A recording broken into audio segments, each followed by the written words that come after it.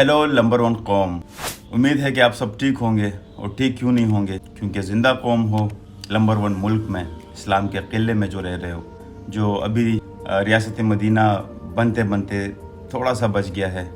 Number one मुल्क है ये। इस मुल्क के इदारे नंबर वन है, इस मुल्क की आर्मी एक नंबर वन है, इस मुल्क की हर चीज़ नंबर वन है, तो कौम भी नंबर वन ही होगी।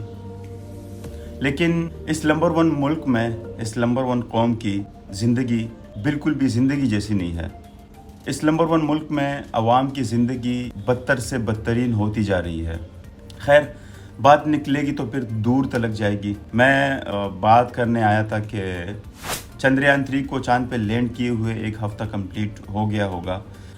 काफ़ी बाशऊर लोग, बाइलम लोगों ने चंद्रयान 3 पे बात की कि चंद्रयान 3 पहुंच गया मून पर और अब इसके फ़ायदे क्या होंगे दुनिया को, ख़ुद इंडिया को, फिर हमें तो खैर हम तो कहते हैं कि इंडिया अगर चांद पे पहुंच गया सो व्हाट, उसने क्या ऐसा किया, वो फारिग हैं, उनके पास पैसा बहुत है, अवाम जो है वो इंडिया की भूख के मारे मर रही है और ये लोग जो है चांद पर जा रहे हैं। हम तो ये बातें कर रहे हैं क्योंकि हम तो सो कॉल्ड, आपको पता है कि हमें बताया गया है कि इंडिया हमारा दुश्मन है। और ये हमें क्यों बताया गया है, दोबारा कहूँगा कि बात निकलेगी तो फिर दूर तलक जाएगी।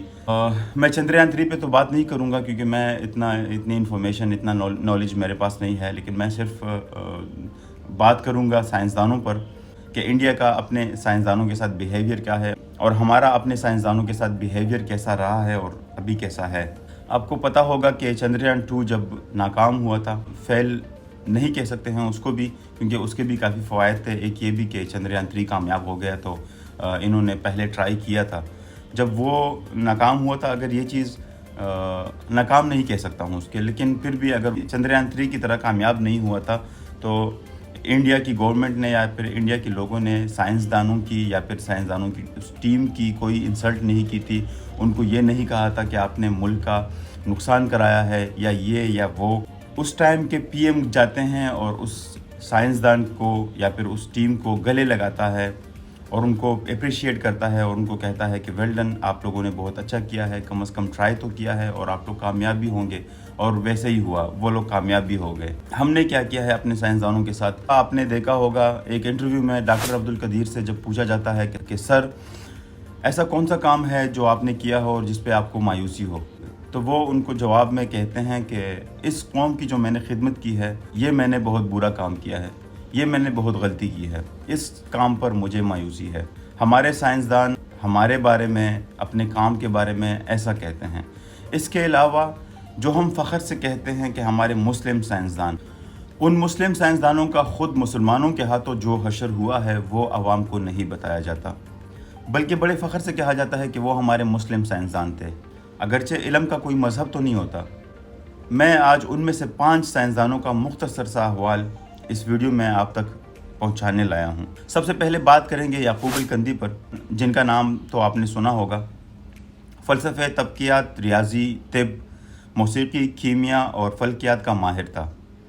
अल-कंदी की फ़िक्र के मुखालिफ खलीफा को जब हुकूमत मिली तो उसने मुल्ला को खुश करने के लिए अल-कंदी का कुतुब खाना ज़ब्त कर दिया था और उसको 60 बरस की उम्र में कोड़े लगाए गए और हर कोड़े पर उसकी चीख निकलती थी और वहाँ पे जो तमाशबीन थे वो कहकहे लगाते थे। इब्ने रुशद यूरोप की निशात-उस्तानिया में कलीदी किरदार अदा करने वाले अंदलस के मशहूर आलिम इब्ने रुशद को बेदीन करार देकर उसकी किताबें नज़र आतिश कर दी गई। एक रिवायत के मुताबिक उसे जामे मस्जिद के सतून से बांधा गया और नमाज़ियों ने उसके मुंह पर थूका। उस अजीम आलिम ने अपनी ज़िंदगी के आखिरी अयाम ज़िल्लत और गुमनामी की हालत में बसर किए थे।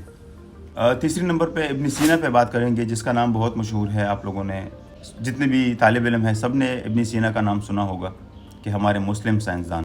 जदीद तिब के बानी इब्न सीना को भी गुमराही का मुर्तकब और मुर्तद करार दिया गया था। मुख्तलिफ मुस्लिम हुक्मरान उसके ताक़ुब में रहे और वो जान बचाकर छुपता फिरता रहा।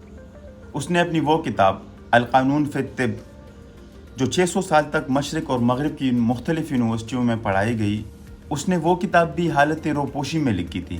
चौथे नंबर पे हम बात करेंगे ज़करिया अल-राज़ी, अजीम फ़लसफ़ी, कीमियादान, फ़ल्कियात दान और तबीब। ज़करिया अल-राज़ी को भी उस वक्त झूठा, मुल्हिद और काफिर करार दिया गया था। हाकिम वक्त ने हुक्म दिया था कि अल-राज़ी की किताब उस वक्त तक उसके सर पे मारी जाए जब तक कि किताब नहीं पड़ जाती या उसका सर।